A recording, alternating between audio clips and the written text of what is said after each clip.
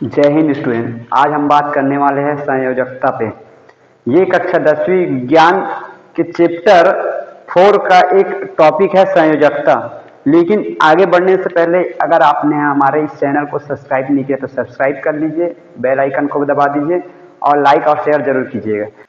देखिए, संयोजकता होता क्या चीज है। कोई परमाणु अपने बाह्यतम कोश में इलेक्ट्रॉन का स्तर पूर्ण करने के लिए जितना इलेक्ट्रॉन ग्रहण करता है या जितना इलेक्ट्रॉन त्याग करता है उसकी संख्या को हम उसकी परमाणु की संयोजकता कहते हैं। ध्यान से एक बार फिर सुन लीजिए। कोई भी परमाणु, ठीक है, अपने बाह्यतम कोश में स्तर पूर्ण करने के लिए, इलेक्ट्रॉनों के स्तर पूर्ण करने के लिए जितना इलेक्ट्रॉन त्यागता है या ग्रहण करता है, ठीक है, उसी संख्या को हम बोलते हैं उसका संयोजकता। जैसे देखिए, कहने का मतलब कोई परमाणु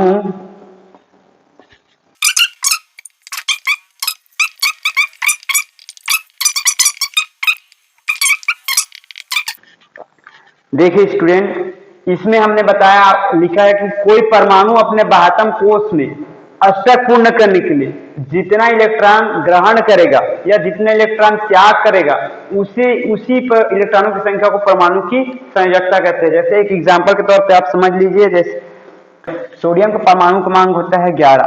अगर इसमें इसको स्तर पूर्ण करना है तो इसे कितने इलेक्ट्रॉन चाहिए। देखिए,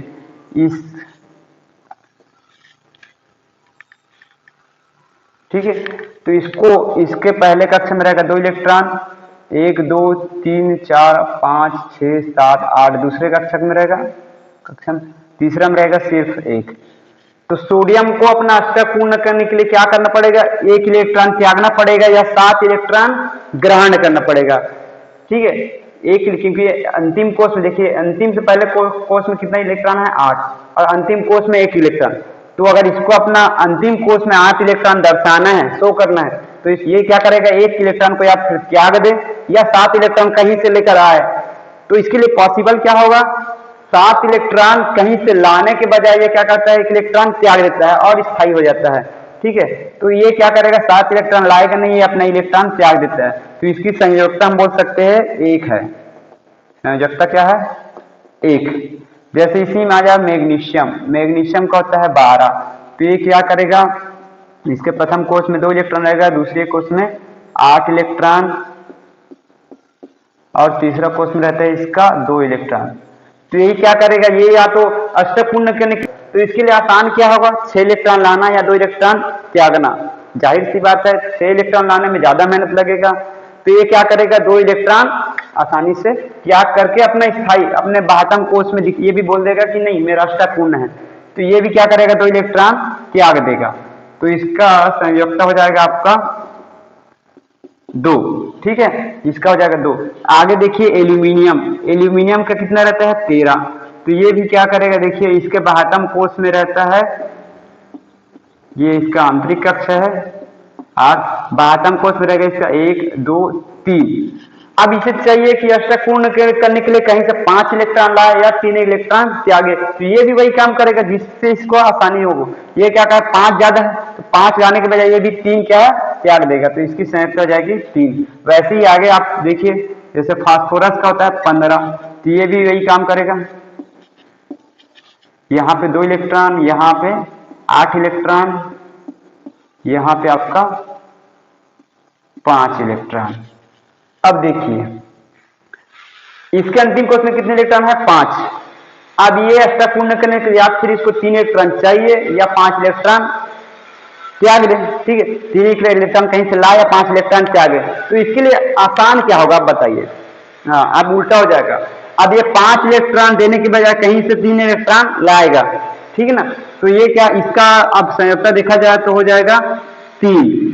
ठीक है, क्योंकि इसको स्तर पूर्ण के लिए कितना चाहिए, 3। तो इसकी संयोजकता हो जाएगी 3, क्योंकि 5 इलेक्ट्रॉनों की संख्या क्या ज्यादा है, तो 5 इलेक्ट्रॉन त्यागे के बजाय 3 इलेक्ट्रॉन ला ही ले, वही अच्छा है। तो इसकी संख्या थी 3। वैसे क्लोरीन का देखा जाए 17 में हो जाएगा आपका, फर्स्ट में होगा 2 इलेक्ट्रॉन, सेकंड में 8, थर्ड में हो जाएगा आपका 7। अब इससे कितने इलेक्ट्रॉन चाहिए देखिए, 7 इलेक्ट्रॉन है इसके अंतिम कोष में, सिर्फ और सिर्फ 1 इलेक्ट्रॉन चाहिए, या तो 1 इलेक्ट्रॉन लाए कहीं से या 7 इलेक्ट्रॉन त्याग दे। तो इसके लिए क्या आसान होगा, जाहिर सी बात है 1 इलेक्ट्रॉन लाना आसान होगा, तो इसलिए 1 इलेक्ट्रॉन लाएगा, इसलिए इसकी संख्या जाएगी 1। ठीक है, वैसे ही अब हम देख सकते हैं वर्ग में, ये तो हमने आवर्तन देख लिया, किसी आवर्तन, ये तीसरा आवर्त की बात है, ये आवर्त में था आपका। ठीक है, आवर्त में क्या, अगर आप समूह में ऊपर से नीचे आते हैं तो देखिए क्या है, समूह में अगर हम ऊपर से नीचे आएंगे तो हाइड्रोजन का कितना था 1, तो इसमें सिर्फ 1 ही कक्षा रहता है, 1 इलेक्ट्रॉन।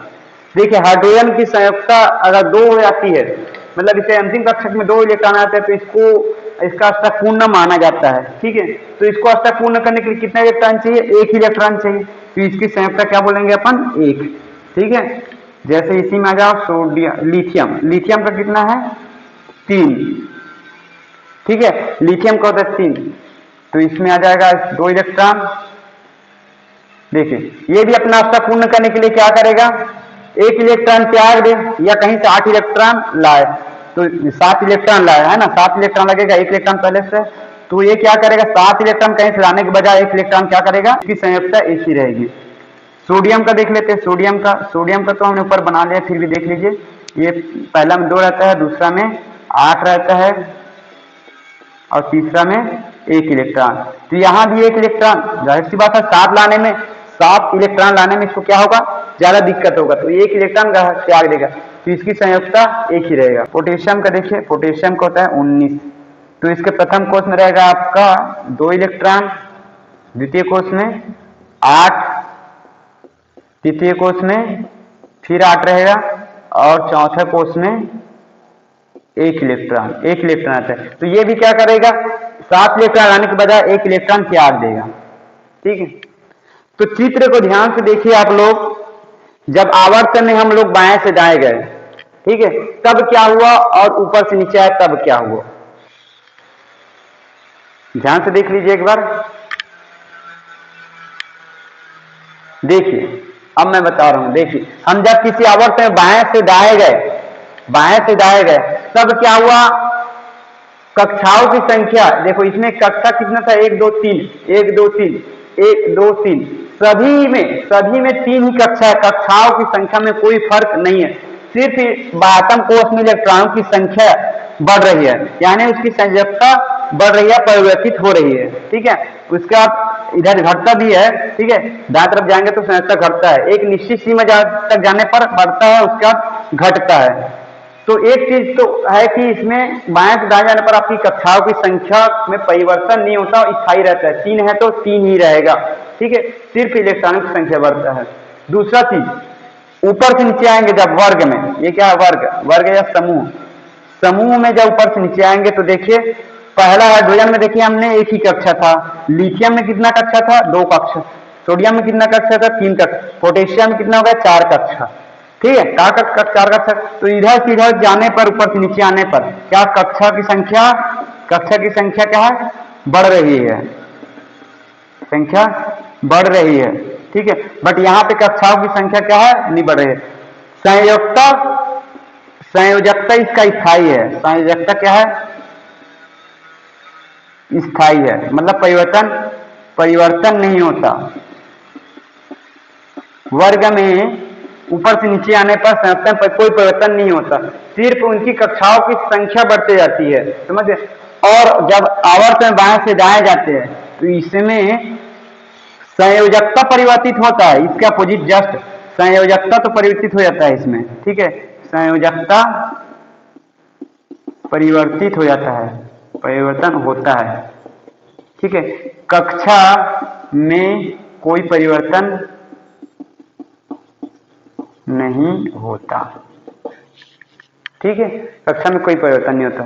तो आई होप आपको ये समझ आएगा। इसके बेस पर ही इसको ध्यान रखिएगा, संयोजकता परिवर्तन नहीं होता, कक्षा की संख्या बढ़ता है ऊपर से नीचे आने पर, इसमें कक्षा की संख्या स्थायी रहता है, परिवर्तन नहीं होता। बस इसी को आप ध्यान में रखिएगा, ताकि आगे का आपको आयनन, ऊर्जा, इलेक्ट्रॉन बंधुता, विद्युत ऋणता, इसके आगे टॉपिक है जिसमें हम वीडियो बनाएंगे, आपको अच्छे से समझ आ जाए, इसलिए इसको ध्यान में रखिएगा।